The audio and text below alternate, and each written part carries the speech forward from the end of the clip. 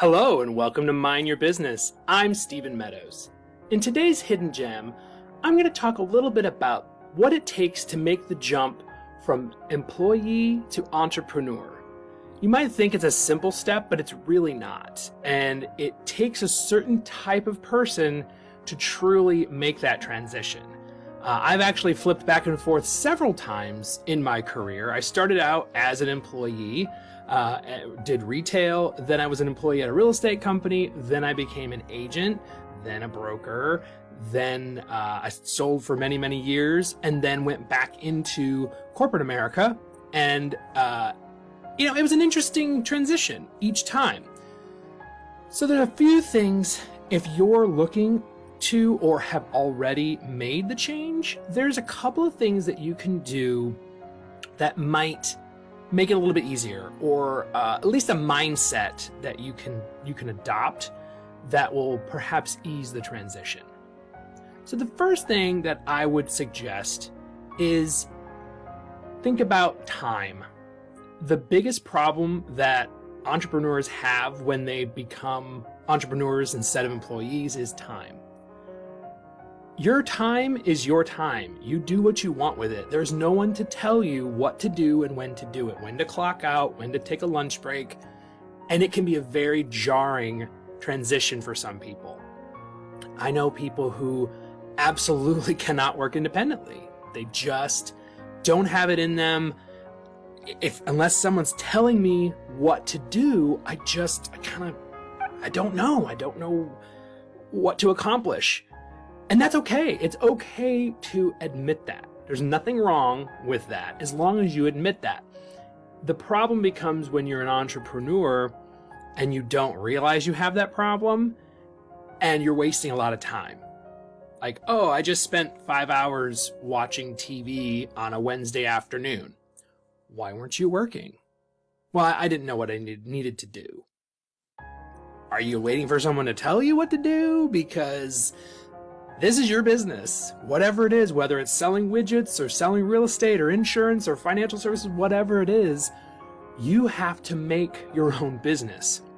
So you've got to look at time as an asset in your business. How are you spending it? Think of it like money. Every day you're given this bucket of money, time. How are you spending it? This might sound really cliche, but it works. When you think about time in those aspects, it is an asset of your business. Sometimes it's one of the only assets you have. So that brings me to my second one, money.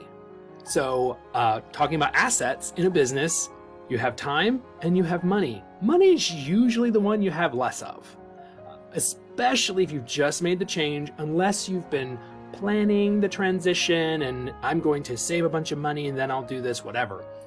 I know people who have done that. They've worked part-time in their new business and then made the transition once they felt the income was there to support them. And I've known people that just ripped the Band-Aid off, quit their job, and jumped right in. I've seen people succeed and fail in both aspects. So money is very important. You really need a budget. If you have X number of dollars allocated towards your business every month, what are you spending it on? Are you spending it on frivolous things? Are you spending it on things that just make you feel good? I see a lot of agents, and this is not a slam against coaching. I've already done a video about coaching and whether you really need a coach or not, so I'm not going to get into all that again. But I see agents spending hundreds, if not thousands of dollars a month on a coach when they haven't even nailed the basics yet.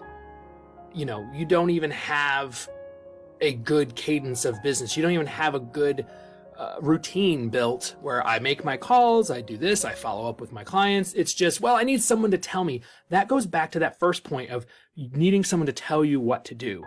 I find, please don't take this offensively, I find that people who desire coaching that early on in their business are lacking that structure. They lack that employer looking over me.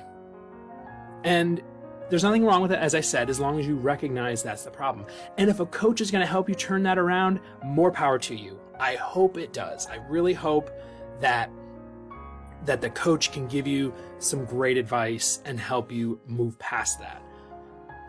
That brings me to my final point for today, accountability. So you have a lot of time and you've got a little bit of money and you might not have a lot of direction. You might not have that drive pushing you forward, and you might be wasting your money or your time on things that aren't productive.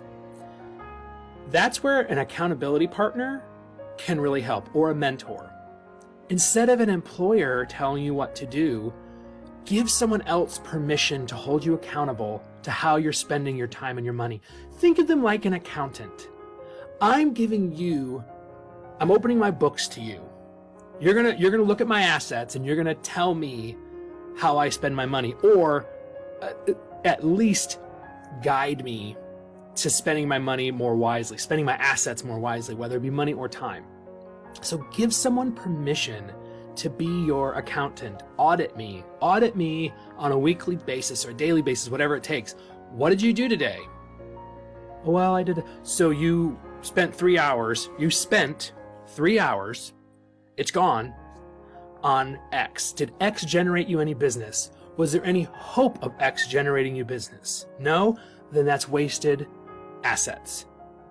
So I think looking at an accountability partner from that respect could change the way you perceive your business, because it really does come down to a balance sheet. I hate to simplify things, but it's assets and liabilities, and sometimes you're your biggest liability. If you don't spend your assets correctly, if you don't allocate your time and your money and your resources to activities that are going to turn things around, you're never going to successfully move from employer to entrepreneur. That's the main difference. Employee to entrepreneur. And an entrepreneur is their own boss. There is no one else. You're it. You're the CEO of you Incorporated. So what are you going to do to properly allocate your corporate assets and make your business work?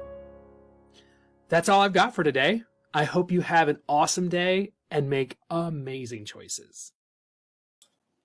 Hey guys, it's Stephen Meadows. I just wanted to take a quick second and tell you about something really exciting.